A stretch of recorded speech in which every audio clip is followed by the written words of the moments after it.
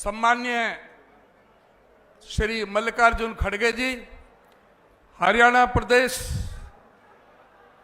कांग्रेस विधायक दल के नेता प्रतिपक्ष पूर्व मुख्यमंत्री आदरणीय चौधरी भूपेंद्र सिंह हुड्डा जी, हमारे बीच में उपस्थित महिला कांग्रेस की अध्यक्षा बहन अलका लांबा जी, सीडब्ल्यूसी के सदस्य मेंबर पार्लियामेंट आदरणीय श्री नासिर हुसैन जी, हमारे बीच में उपस्थित हमारे आम आदमी पार्टी के कुरुक्षेत्र से आम आदमी पार्टी के लोकसभा के उम्मीदवार आदरणीय श्री सुशील गुप्ता जी और आपके हर समय के सुख दुख के साथी, हरियाणा की विधानसभा में अपने विधानसभा का डंका बजवाने वाले जो सर्वश्रेष्ठ विधायक के रूप में चुने गए, वो आज आपके पार्टी के कांग्रेस पार्टी के अंबाला से लोकसभा के उम्मीदवार आदरणीय श्री वरुण चौधरी जी, हमारे सभी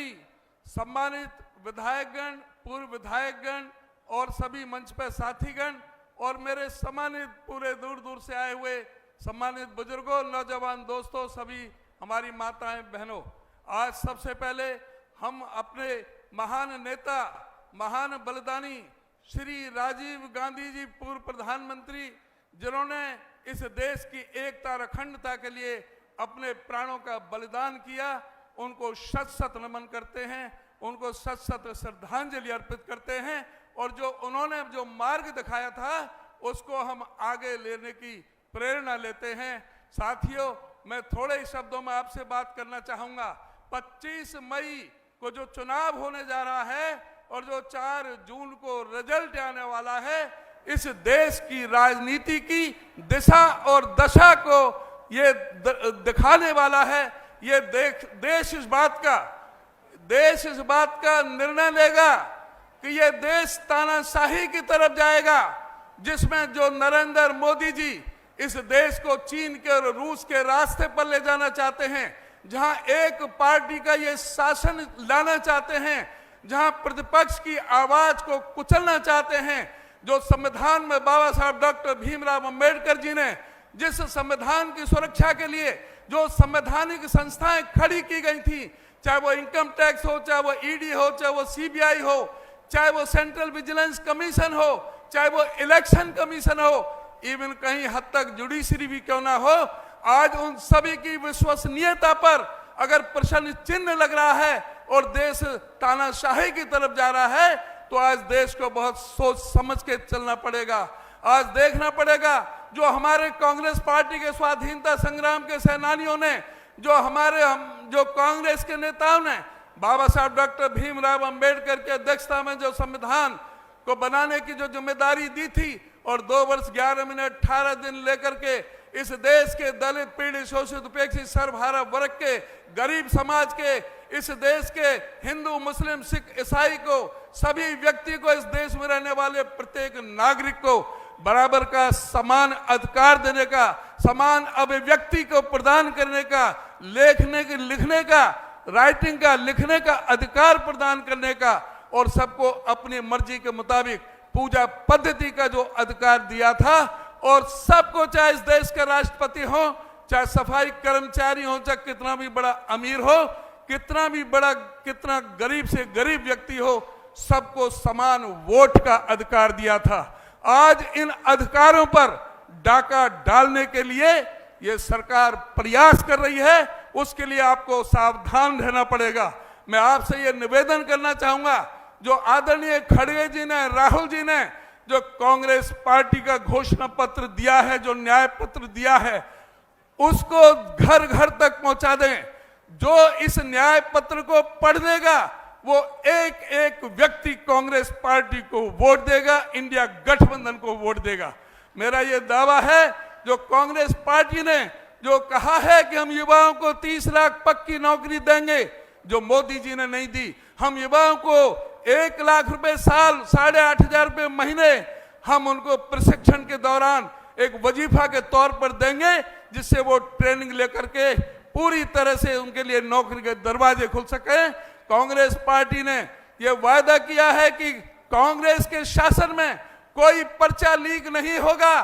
कांग्रेस पार्टी ने वायदा किया है कि जो अग्निवीर योजना जो ये लेकर आए थे, जो हमारे युवाओं के साथ धोखा था, हमारी फौज के साथ धोखा था, फौज के जनरलों को भी विश्वास में नहीं लिया गया था, फौज को भी ठेके पर छोड़ने का काम किया। मैं आपसे निवेदन करूंगा, कांग्रेस पार्टी ने स्पष्ट घोषणा की है कि हम इस अग्निवीर योजना को फाड़ करके डस्टबिन में डाल देंगे और जैसे पहले फौज में भर्ती हुआ करती थी उसी तरह से हम फौज में भर्ती करने का काम करेंगे। हमारी महिलाओं को हम आरक्षण देने का काम करेंगे और गरीब महिला, एक परिवार में गरीब जो महिला है पीले कार्ड परिवार में एक महिला को 1 लाख रुपए साल, 8,500 रुपए महीने उसके अकाउंट में डालने का काम कांग्रेस की सरकार करेगी। कांग्रेस पार्टी ने वादा किया है anganwadi worker, ASHA worker, mid day meal worker, जो गरीब औरतें हैं, गरीब परिवारों से हैं, उनकी सबकी तनख्वाह डबल करने का काम करेंगे और देश में और नई 14 लाख आंगनवाड़ी भर्ती करने का काम करेंगे। कांग्रेस पार्टी ने वादा किया है कि हर जिले में बाबा साहब डॉक्टर भीमराव अंबेडकर जी के नाम से एक डॉक्टर अंबेडकर भवन, हॉस्टल, लाइब्रेरी स्थापित करने का काम करेंगे। कांग्रेस पार्टी ने वादा किया है कि हर जिले में हम महिलाओं को, कामकाजी महिलाएं जो हमारी पढ़ने वाली बेटियां हैं, उनको सुरक्षित रहने के लिए हर जिले में सविताबाई फूले के नाम से एक महिला के लिए हॉस्टल खोलने का काम करेंगे। कांग्रेस पार्टी ने यह वादा किया है कि हर जिले में एक गवर्नमेंट मेडिकल कॉलेज जिसमें अस्पताल भी होगा वो खोलने का काम करेंगे। और कांग्रेस पार्टी का यह भी वादा है कि कोई गरीब आदमी इलाज कराने जाएगा, कैसी भी बीमारी हो, वो किसी भी अस्पताल में जाएगा तो 25 लाख रुपए तक का इलाज पूरी तरह से मुफ्त करने का काम कांग्रेस पार्टी करेगी। हम नवोदय स्कूल और सेंट्रल स्कूलों की भी संख्या बढ़ाने का काम करेंगे। गरीब आदमियों को जो राशन मिलता है, राशन जो 5 किलो है उसको 10 किलो करेंगे, दाल भी देंगे, चीनी भी देंगे, सरसों का तेल भी हम देने का काम करेंगे। कांग्रेस पार्टी का यह भी वादा है, जो इन्होंने किसानों के साथ जो धोखा किया, 750 किसानों को अपने प्राणों का बलिदान देना पड़ा, उस एमएसपी के लिए कांग्रेस पार्टी लीगल गारंटी देती है। Congress party Swaminathan report C2+50 के हिसाब से किसानों के जिन्सों का दाम तय करेगी। कांग्रेस पार्टी किसानों में इस्तेमाल होने वाले सारे उपकरण, सारे जो खाद हो, बीज हो, चाहे कीटनाशक दवाइयां हो, सब में जो भी कांग्रेस पार्टी जो किसानी में इस्तेमाल होती है उस पर कोई भी टैक्स नहीं लिया जाएगा। इस तरह से हर वर्ग के लिए ये कहा है कि किसान के, गरीब के कर्जे माफ करने का काम पार्टी करेगी और मनरेगा मजदूर को 400 रुपए सेंट्रल गवर्नमेंट से मजदूरी देने का काम करेंगी। इन चीजों को आप जनता तक पहुंचाएं। मैं बहुत धन्यवाद, और मैं आदरणीय श्री मल्लिकार्जुन खड़गे जो हमें आशीर्वाद देने के लिए आए हैं, मैं हरियाणा प्रदेश कांग्रेस की तरफ से उनका बार बार मैं धन्यवाद करता हूं, उनको नमन करता हूं, उनका बहुत बहुत शुक्रिया अदा करता हूं। धन्यवाद। बहुत बहुत धन्यवाद प्रधान जी, आपने अपनी सारी बातें कांग्रेस पार्टी की तरफ से कही।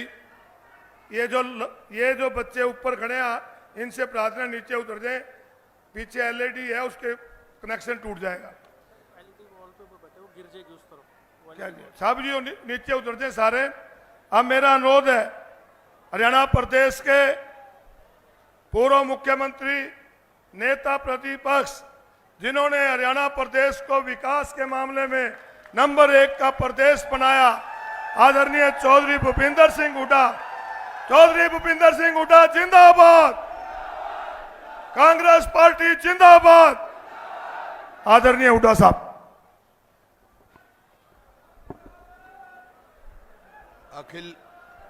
अखिल कांग्रेस कमेटी के हमारे अध्यक्ष माननीय खड़गे साहब, हरियाणा प्रदेश कांग्रेस कमेटी के अध्यक्ष चौधरी उदयभान जी, और हमारे कुरुक्षेत्र से आप पार्टी अलायंस, इंडिया अलायंस के उम्मीदवार हमारे सुशील गुप्ता जी और अंबाला से हमारी कांग्रेस पार्टी के और अलायंस के उम्मीदवार अजीज वरुण जी व सभी विधायकगण, पूर्व विधायकगण व सम्मानित मंच, उपस्थित मेरे बुजुर्गों, नौजवान साथियों व मातृशक्ति पत्रकार बंधुओं, देखिए आज सबसे पहले तो राजीव गांधी जी की पुण्यतिथि है आज। उन्होंने देश के लिए क्या किया, कितनी कुर्बानी की, सबको मालूम। पहले इंदिरा जी ने अपने प्राण त्यागे देश की एकता के लिए, फिर राजीव जी ने। वो त्याग जो उनका सदैव देश के सुनहरी अक्षरों में लिखा रहेगा। आज खड़गे साहब हमारे अध्यक्ष जी यहाँ आए हैं। मैं तहे दिल से पूरे विधायक मंडल की तरफ से उनका स्वागत भी करता हूँ और मैं ये दावा करता हूँ, मैं इनको बहुत साल से जानता हूँ, सोच से, कर्म से और उससे पक्के कांग्रेस और देशभक्त हैं। ये खड़गे साहब हमारे देशभक्त उसमें हैं, तो इनको मैंने कार्यशील देखा। बहुत वरिष्ठतम नेता हैं हमारे कांग्रेस पार्टी के और देश के वरिष्ठतम नेता हैं ये आज के दिन। देखिए आज आप हरियाणा में आए और यमुनानगर और जगाधरी का एरिया है, अंबाला जिले का है। अंबाला नाम है इनके लोकसभा क्षेत्र का। अंबाला एक ऐतिहासिक जगह है। 1857 का जो पहली आज़ादी की लड़ाई लड़ी, सबसे पहले चिंगारी अंबाला कैंट से फटी थी और मेरठ तक गई थी। तो ये ऐतिहासिक इलाका है। तो आज यहाँ आए हैं।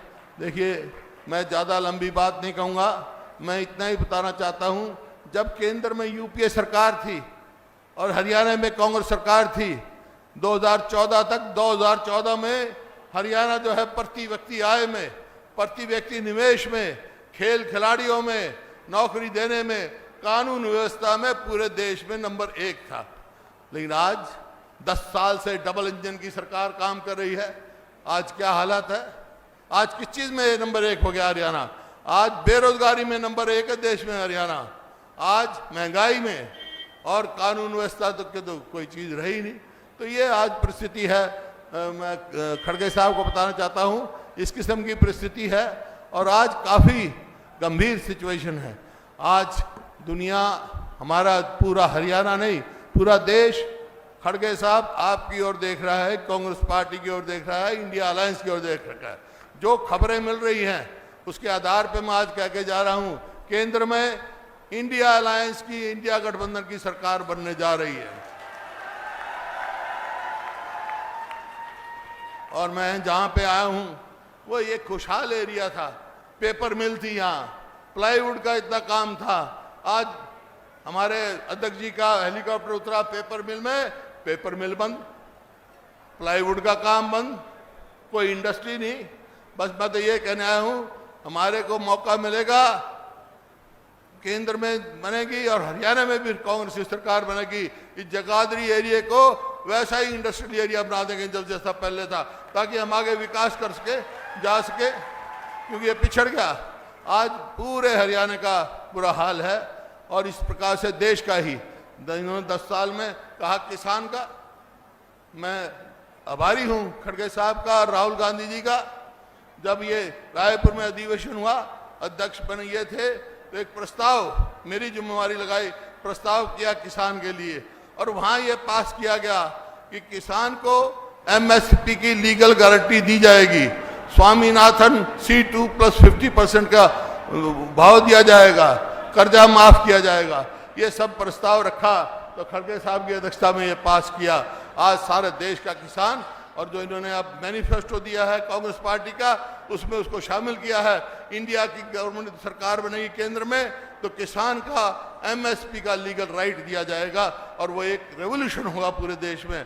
इन्हीं शब्दों के साथ मैं फिर से खड़गे साहब का स्वागत करता हूं और उम्मीद रखता हूं कि इनके आशीर्वाद से कांग्रेस की यहाँ हरियाणा में 10 की 10 सीट, 9 कांग्रेस पार्टी लड़ रही है, 1 आप पार्टी लड़ रही है। देखिए ये गठबंधन, एक बात सवाल आता है कि ये कांग्रेस इतनी बड़ी पार्टी है, इसको गठबंधन की क्या जरूरत थी? 26 पार्टियों का गठबंधन, मकसद और एक ही मकसद से ये इकट्ठे हुए सब कि अपने देश के संविधान को बचाना है। संविधान बचेगा तो प्रजातंत्र बचेगा, प्रजातंत्र बचेगा तो आपके अधिकार बचेंगे, इवन वोट देने का अधिकार बचाना है। तो भाई आज मिलकर इंडिया गठबंधन को कामयाब करें। इन्हीं शब्दों के साथ बहुत बहुत धन्यवाद।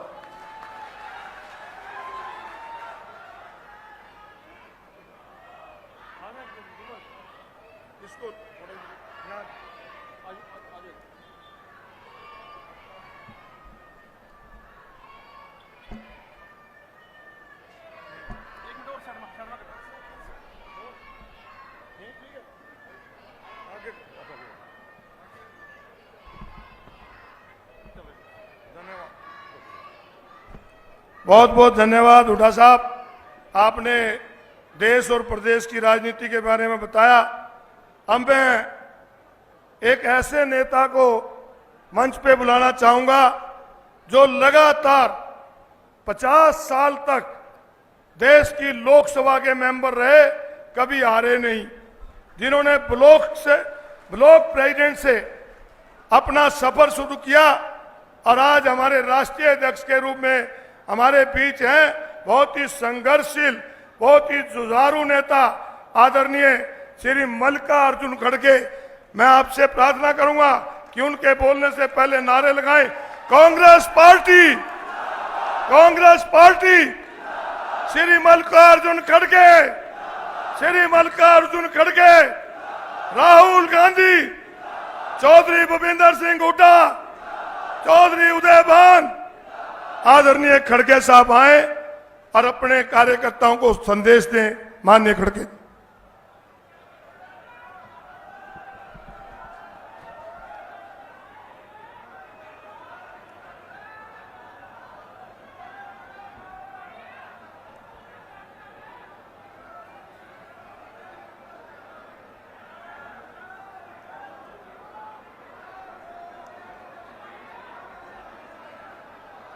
जरा शांति से बैठिए।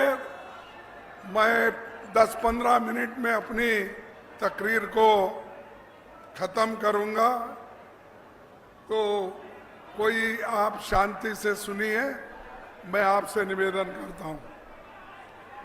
इस मंच पर बैठे हुए हमारे पूर्व मुख्यमंत्री और सीएलपी लीडर श्री भूपेंद्र सिंह हुड्डा जी, अध्यक्ष उदयभान जी, सीडब्ल्यूसी के मेंबर नासिर हुसैन जी, महिला कांग्रेस की अध्यक्ष अलका लांबा जी, अंबाला लोकसभा के उम्मीदवार वरुण चौधरी जी और गठबंधन के उम्मीदवार कुरुक्षेत्र से श्री सुशील गुप्ता जी, मंच पर बैठे हुए मेरे सारे भाइयों और हमारे बुजुर्ग नेताओं और यहाँ पर जमा हुए मेरे माताओं, युवा मित्रों, किसान भाइयों और मीडिया के मेरे दोस्तों, सबसे पहले मैं भारत रत्न राजीव गांधी जी की शहादत दिवस पर उनको हृदयपूर्वक श्रद्धांजलि अर्पित करता हूं। आप सभी जानते हैं कि भारत के संसदीय इतिहास में अब तक का सबसे भारी बहुमत 1984 में राजीव जी के नेतृत्व में आया था। कांग्रेस पार्टी 414 सीटें जीती थी। उस दौरान राजीव जी ने समाज के सभी तबकों को ध्यान में रखकर 11 महत्वपूर्ण नीतियां उन्होंने बनाई थी। एंटी डिफेक्शन लॉ बनाया गया। आज जो चीजें हमारे जीवन पर असर डाल रही है, जैसे संचार और आईटी क्रांति तथा कंप्यूटराइजेशन की बुनियाद उन्होंने ही रखी थी। आधुनिक पंचायती राज की बुनियाद भी उन्होंने रखी, जिसके कारण देश भर में 30,45,000 पंचायती प्रतिनिधि बने। उसमें 14 लाख महिलाएं पंचायती प्रतिनिधि बने। ऐसा मौका कोई नहीं दिया, सिर्फ राजीव गांधी जी ने दिया। ये हमको याद रखना चाहिए। आज महिलाएं सरपंच है, दलित सरपंच है, ओबीसी सरपंच है और दूसरे अनेक लोग जो देहात में रहते हैं वो पॉलिटिक्स में आकर अपने नीति से वहां पर काम करके उन्होंने सरपंच, पंचायत मेंबर, ये सब कुछ बने हैं। ये कांग्रेस के वजह से, ये आप सब लोगों को ध्यान रखना चाहिए। 20 साल पहले 21 साल वोटरों का उम्र थी, लेकिन राजीव गांधी जी ने आप तमाम यंगस्टर्स को वोटिंग का अधिकार देने के लिए उन्होंने 21 उम्र को निकालकर 18 साल कर दिया और पूरे नौजवानों को वोटिंग का पावर दिया। यह हमारी देन है।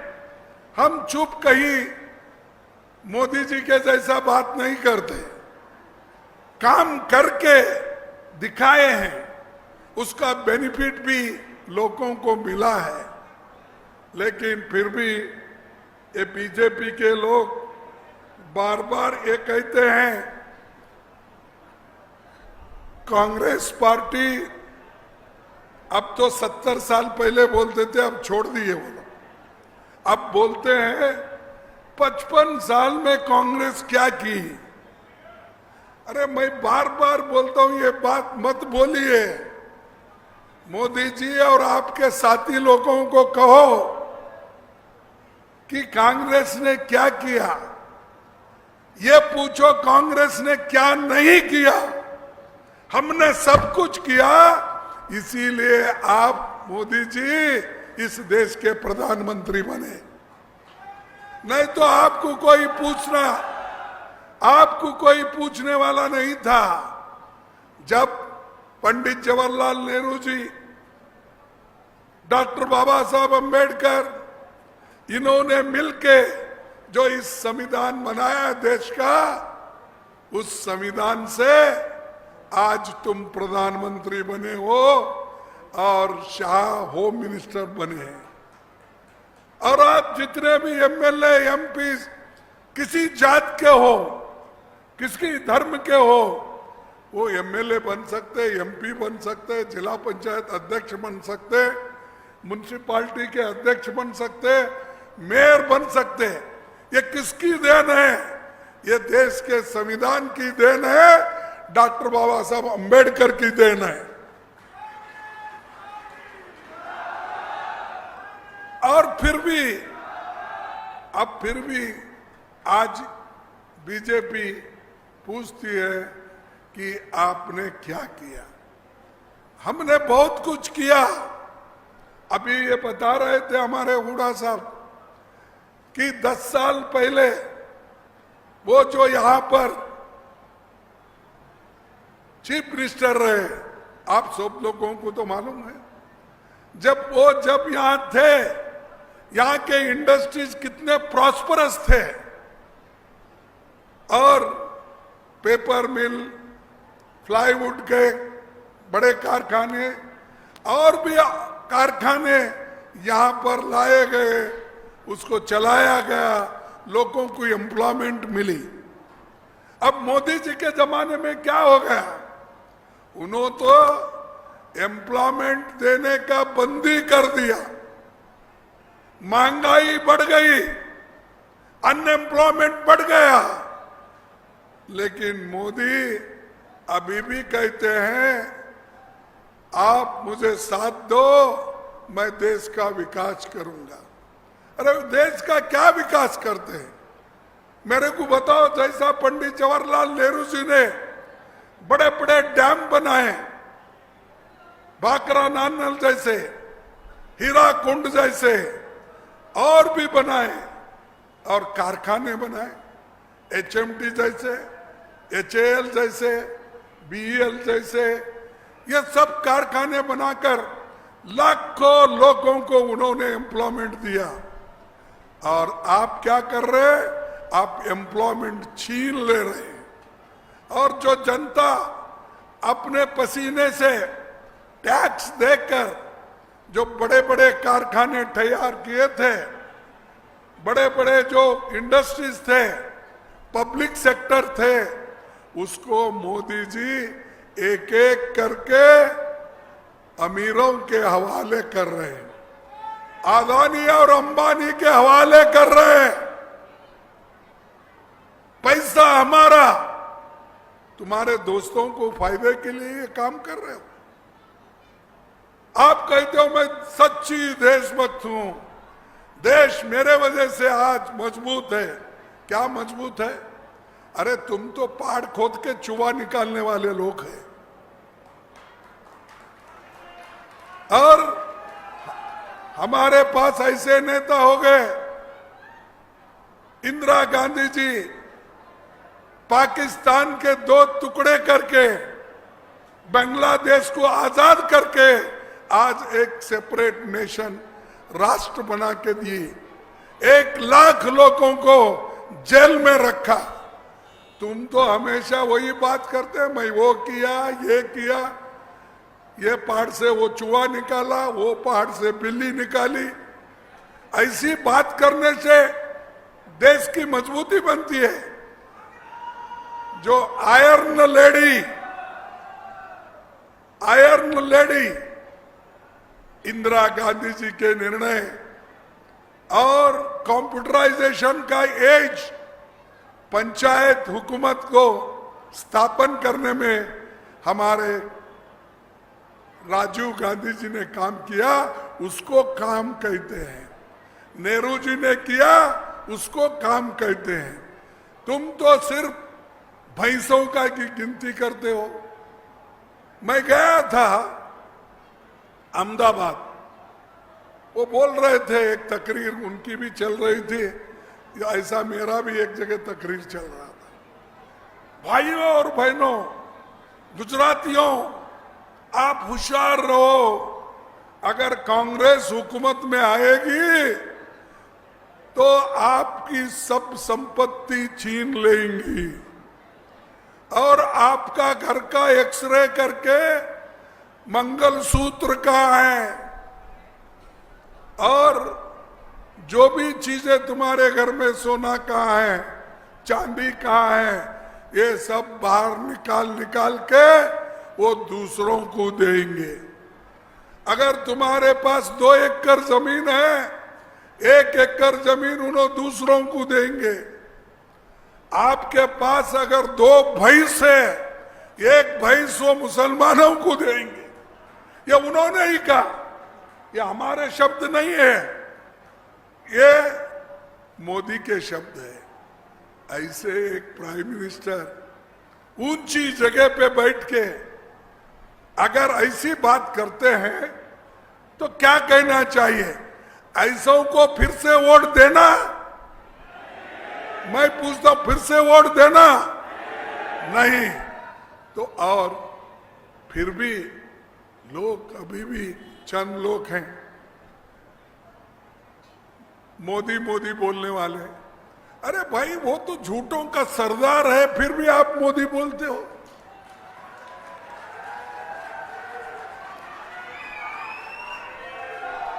मैं किसी को गालियां देना नहीं चाहता। मैं मोदी के खिलाफ नहीं हूं, लेकिन मोदी के विचारधारा के खिलाफ जरूर हूं और उससे लड़ रहा हूं। आरएसएस के विचारधारा के खिलाफ हम लड़ रहे हैं। संविधान को अपने हक छीन लेना चाहते हो, उसके खिलाफ हम लड़ रहे हैं।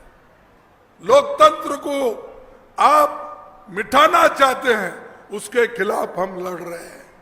मोदी जी, आप समझे हैं कि आप बहुत होशियार है, लेकिन आपसे भी ज्यादा इस देश की जनता बड़ी होशियार है। और आपके खिलाफ जनता लड़ रही है, कांग्रेस नहीं, गठबंधन नहीं। ये गठबंधन और कांग्रेस ये मिलके लोगों की समस्या को वो उठा रहे हैं। जो लड़ रहे तुम्हारे खिलाफ उनको साथ दे रहे हैं। ये लड़ाई जनता और मोदी के बीच में है, जनता और बीजेपी के बीच में है, क्योंकि लोग तंग आ गए। बोलते हैं, पहले इलेक्शन में तो बोले, क्या बोले उन्होंने? पहले इलेक्शन में उन्होंने बोला भाई, अरे बाद में बोलो, वही जिंदा गिंदा रन दो। मोदी जी ने ये बोला पहले इलेक्शन में, जरा चुप बैठो भाई, बाद में बोलो जिंदाबाद जीत के आने के बाद।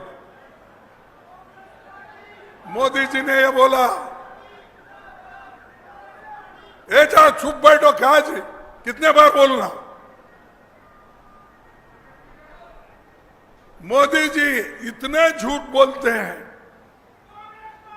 पहले एक क्या तुम्हारा वो बिठाओ उनको, कौन है वो?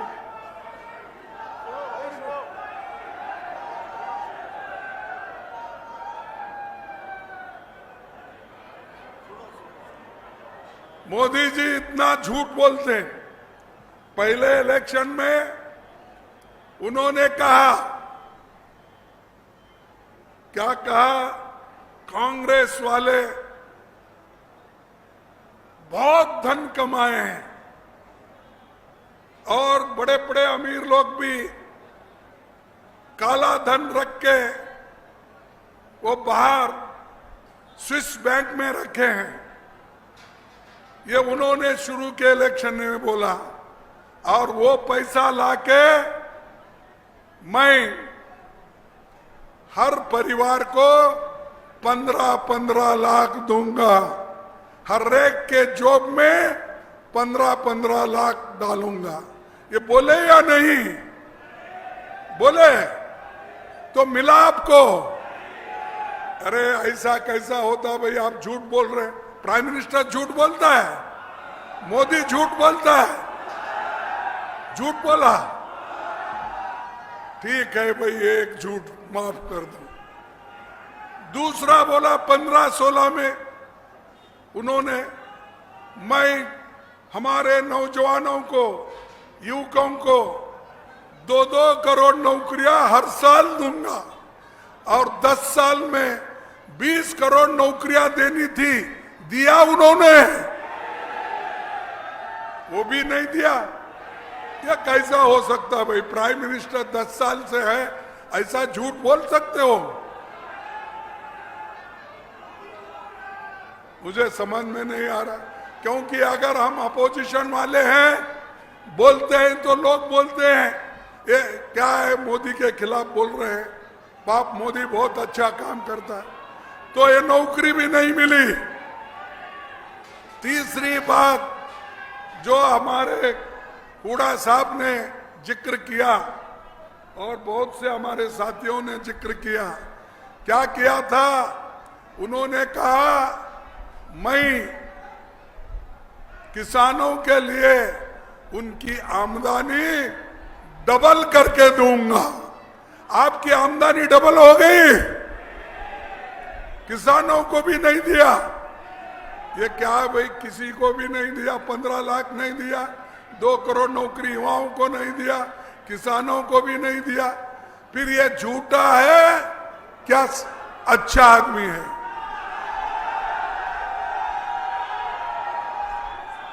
तो प्राइम मिनिस्टर झूठे हैं ना? हाथ उठाओ, कहो ये झूठा है। तो ऐसे प्राइम मिनिस्टर को अगर मैं ये झूठों का सरदार है अगर बोलूंगा तो क्या गलती है इसमें?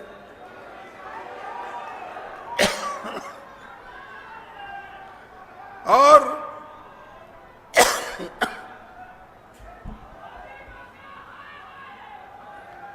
तो और उन्होंने यहीं तक नहीं छोड़ा, दिल्ली के बॉर्डर पर हरियाणा के किसान, पंजाब के किसान 14 महीने से वहां पर बैठे, आंदोलन चला, लेकिन मोदी उसके बारे में बात नहीं किए और तीन काले कानून लाकर उन्होंने किसानों के हकूक को खत्म करने का काम किया। फिर बाद में जब हम लोग उठे, आप लोग उठे, तैयार हो गए लड़ने के लिए, तब उन्होंने 3 काले कानून को स्थगित किया है और बॉर्डर पे 750 किसान वहां मर गए। कभी उनके बारे में उन्होंने सोचे नहीं।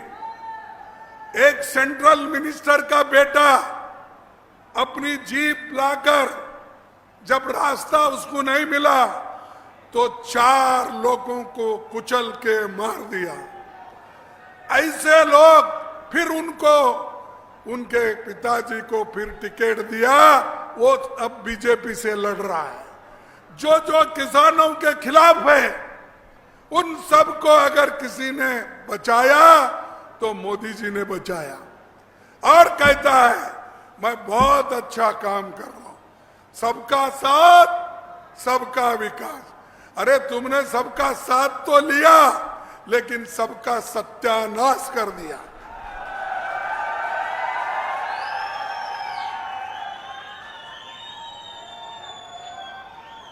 और मोदी जी हमेशा, उनकी आदत है कि किसी को पलने नहीं देते, परमानेंट जॉब नहीं देते, बेरोजगार को बेरोजगारी से रखना चाहते हैं। और बहुत से सरकारी नौकरी निकलते हैं, निकलने के बाद बच्चे सब एग्जामिनेशन को रेडी करते हैं। एग्जामिनेशन रेडी करने के बाद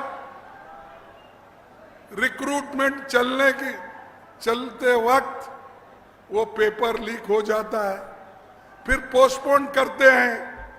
आज मैं कहता हूं हरियाणा में 1,82,000 वैकेंसीज खाली है। इतने नौकरियां खाली रख के मोदी जी नहीं दे रहे, उनके चेले यहाँ के जो चीफ मिनिस्टर है वो नहीं दे रहे। क्यों नहीं दे रहे? अगर ये वैकेंसीज अगर भर्ती करे, इसमें से बहुत से नौकरी दलितों को जाएंगे, गरीबों को जाएंगे, पिछड़े वर्ग को जाएंगे, आदिवासी को जाएंगे। इसीलिए नौकरी देना बंद कर दिया। उन्होंने नया सिस्टम शुरू किया, अग्निवीर 4 साल के लिए। अरे भाई,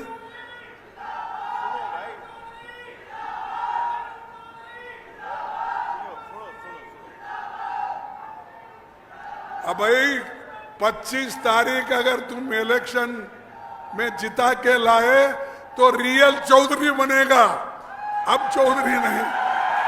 25 तारीख को चुन के लाओ, उस वक्त वो रियल चौधरी बनेगा। तब तक जरा सुनो। और मेरे भाइयों, अग्निवीर लाए 4 साल, उसके बाद वो बेकार होकर रास्ते पे फिर रहे। मिलिट्री में अगर भर्ती कर लेते, जितने भी वैकेंसीज है वो परमानेंट नौकरी करते थे। इसीलिए आज हरियाणा के लोग, नौजवान लोग, उनके माता पिता घर बेच के, जमीन बेच के, नौकरी नहीं है इसीलिए उनको फॉरेन भेज रहे। फॉरेन में नौकरी मिलो नहीं मिलो, वहां पर भेजकर उन बच्चों को अपने खाने पीने की व्यवस्था होने के लिए ये काम वो कर रहे हैं। लेकिन मोदी जी वो उन तरफ देखने की काम वो नहीं कर रहे और परमानेंट जॉब नहीं देना चाहते।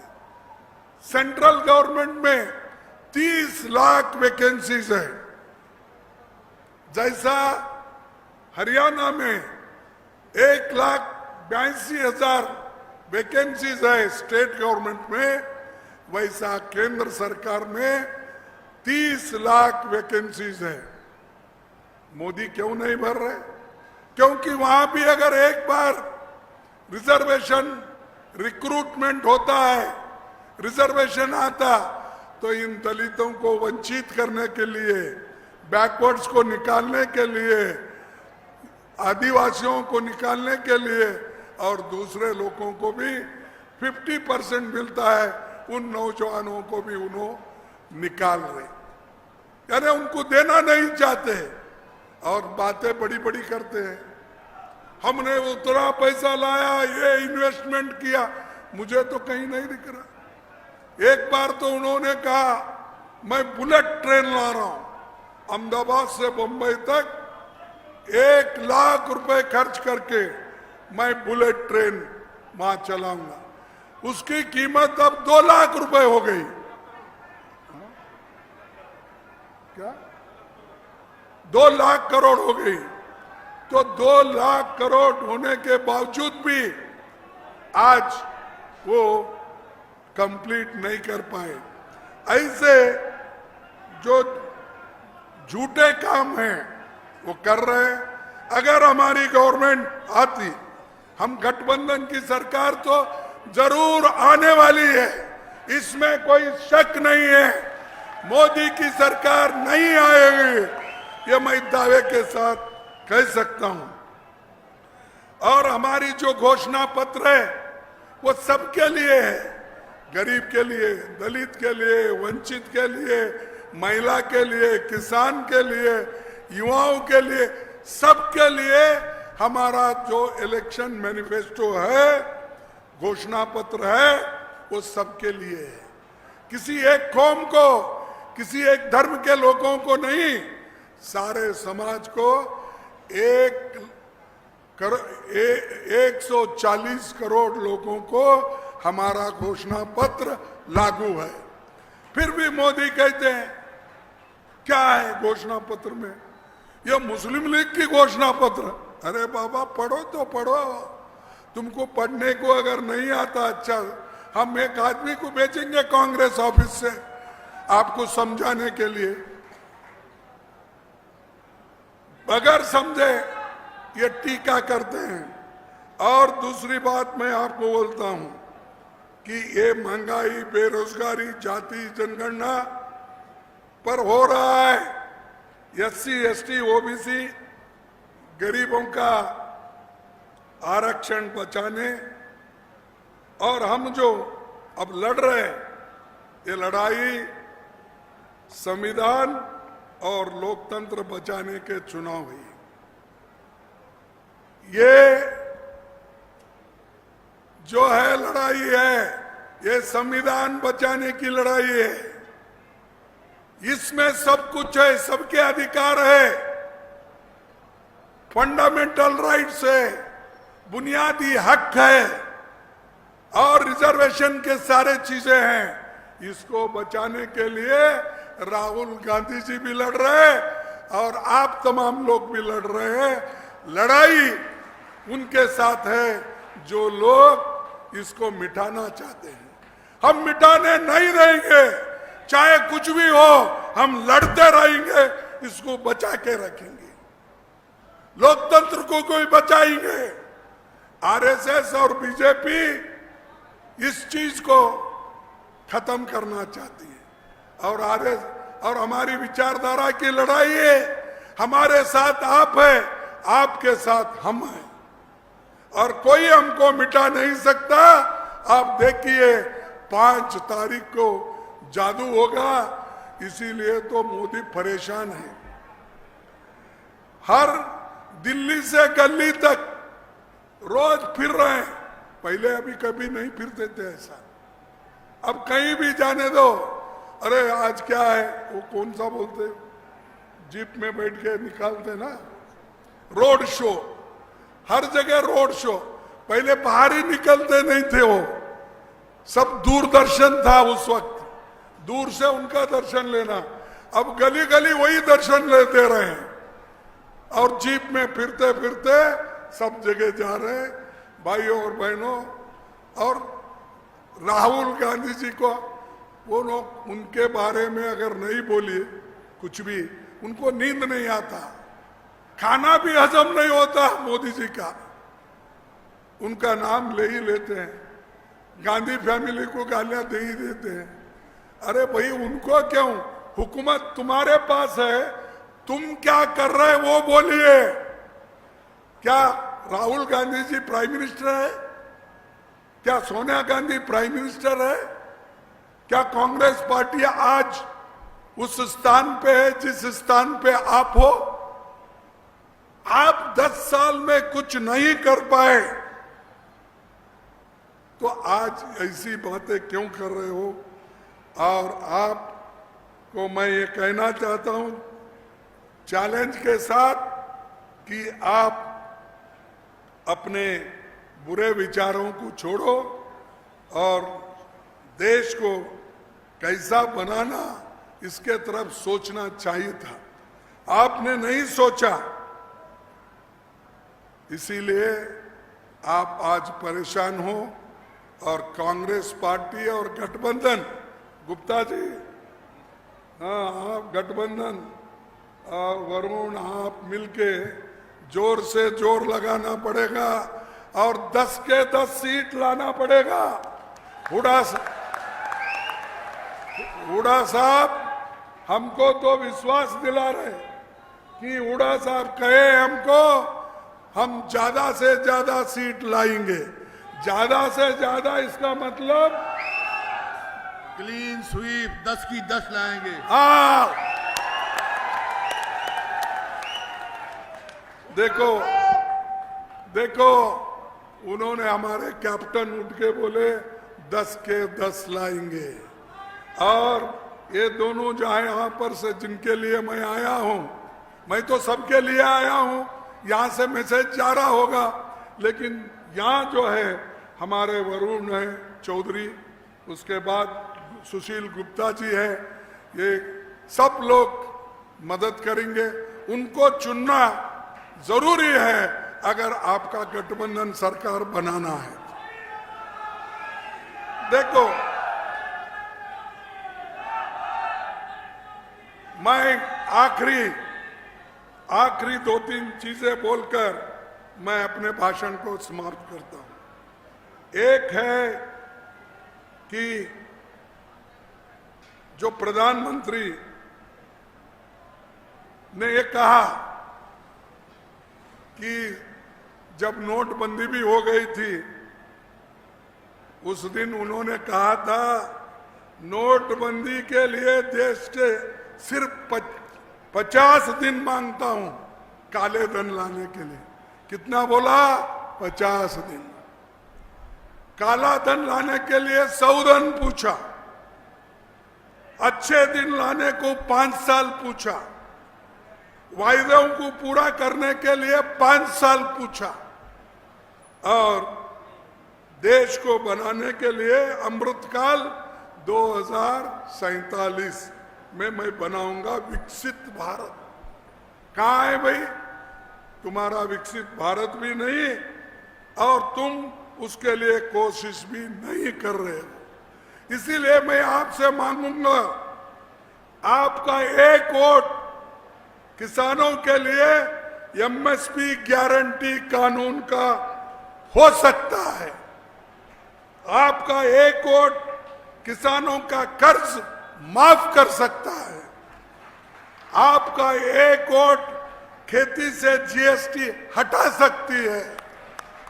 आपका एक वोट फसल नुकसान का 30 दिन में भुगतान करवा सकती है। ये सारी चीजें एक वोट से, आपके एक एक वोट से ये सब चीजें कर सकती है। तो मैं आपसे एक एक वोट मांग रहा, इसीलिए आप हम चुन लो हमारे लोगों को, हमारे पार्टी को, हम बता देंगे देश कैसा बनाना।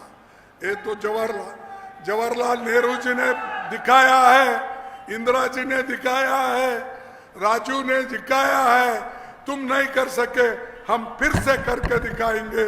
और हरियाणा एक नंबर 1 स्टेट होगा।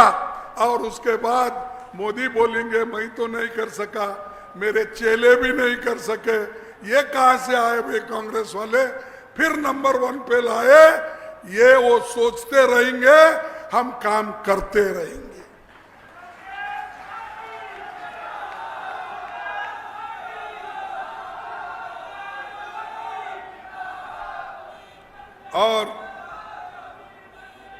और मेरे और हमेशा बोलते हैं कि उन्होंने फिक्र ही नहीं करते मोदी जी। महंगाई इतनी बड़ी है, उसके बारे में कभी बात नहीं करते। अनएम्प्लॉयमेंट इतनी बड़ी है, उसके बारे में बात नहीं करते।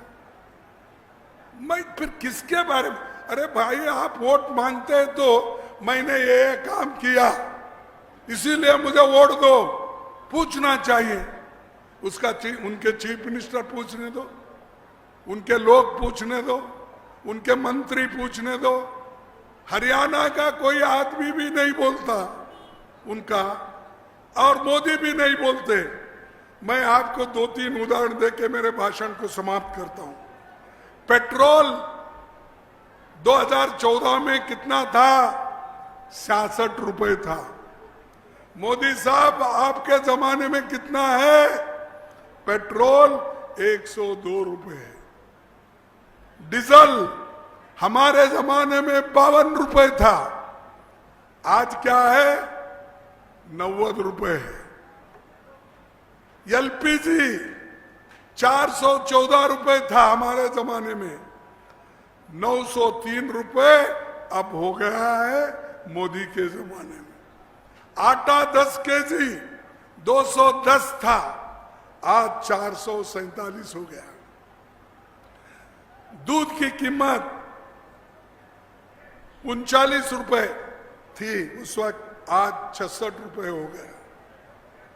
मस्टर्ड दाल 52 रुपए था, आज 150 रुपए हो गया।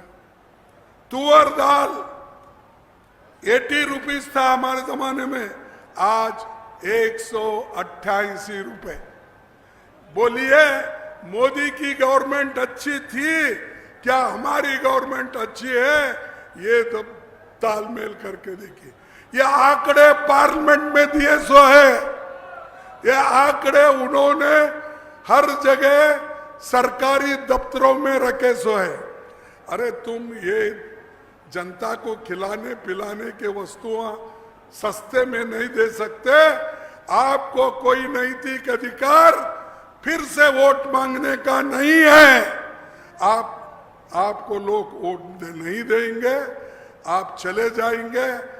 5 तारीख को हमारी सरकार जरूर आएगी और हम एक होकर लड़ेंगे। इतना कहते हुए, हाँ ये देखिए, और एक हमने ओडिशा में हालत देखने के बाद, जो आदिवासियों का, गरीबों का, ये सब देखने के बाद हमने तय किया कि 5 केजी चावल के बजाय हम 10 केजी चावल गरीबों को बांटेंगे। और महालक्ष्मी स्कीम जो 5 न्याय है, उस 5 न्याय में कम से कम 1 लाख रुपए हमारे माताओं को, जो घर में बड़ी होती है, घर चलाती है, उसको 1 लाख रुपए सालाना हम देंगे। युवा को ट्रेनिंग के लिए 1 लाख रुपए 1 साल को देंगे। और नहीं, 1,82,000 बोला, चलिए अब ठीक है। ये तो मेरे पास नए आंकड़े आए, वो बोल रहे कि वैकेंसीज कितने हैं? बोले तो हरियाणा में सरकारी वैकेंसीज 2 लाख है, तो मैं बोला था 1,82,000। ठीक है, अभी भी वो भर्ती, अभी छानबीन करो और ज्यादा निकलेंगे, किस किस के पास छुपा के रखे। तो ये युवाओं के लिए 1 लाख रुपए ट्रेनिंग के लिए, नारी न्याय के लिए 1 लाख रुपए, किसानों का कर्ज माफ कर देंगे, जैसा कि हमारे मनमोहन सिंह जी और सोनिया गांधी जी 72,000 करोड़ किसानों का कर्जा माफ किया था, वैसा ही हम लाखों में भी रहा तो हम माफ करेंगे। नरेगा जैसी योजना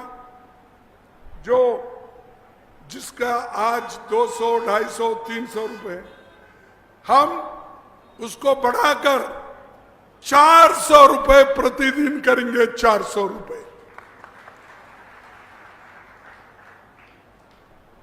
और जनगणना, ये सारी जाति जनगणना, इन चीजों को हम ला रहे हैं। कौन कितने पढ़े हुए लोग हैं, ग्रेजुएट्स कितने हैं, जमीन कितनी है, नौकरी कितनी लोगों को है, महिला कितनी पढ़ी है, यह सबका एक आकलन करने के लिए हम लोग जातीय जनगणना करना चाहते हैं और करके रहेंगे लोगों के हित में। किसी की संपत्ति छीन लेने के लिए नहीं, अपने आप को हमारा देश कहाँ खड़ा हुआ है, किस किस जातियों को हम क्या देना चाहिए, इसके लिए हम कर रहे हैं। किसी के घर में से छीन के ला के नहीं दे रहे, पॉलिसी बनाने के लिए। जैसा जवाहरलाल नेहरू जी ने 5 ईयर प्लान बनाया गरीबों के लिए, देश के लिए, और उन्होंने जैसा बनाया वैसा ही हम इस जाति जनगणना के आधार पर पॉलिसी बनाना चाहते हैं। वो पॉलिसी भी आप लोगों के हित में होगा। बस मैं इतना ही कह के मैं अपने 4 शब्दों को समाप्त करूंगा। और मैं अपने मंच पर जो भी बैठे उनसे भी निवेदन करूंगा, आपसे निवेदन करूंगा कि आप सब मिलके हमको ताकत दो।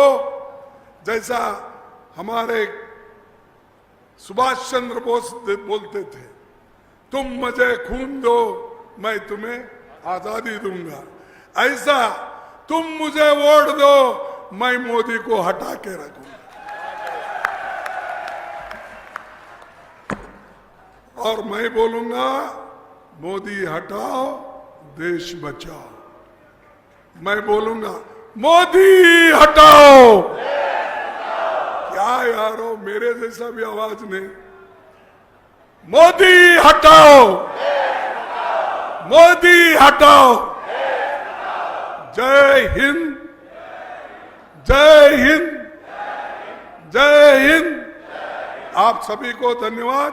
इतने कड़ी धूप में भी आप आकर हमारी बात सुन रहे, आप सभी को मेरा धन्यवाद। नमस्कार।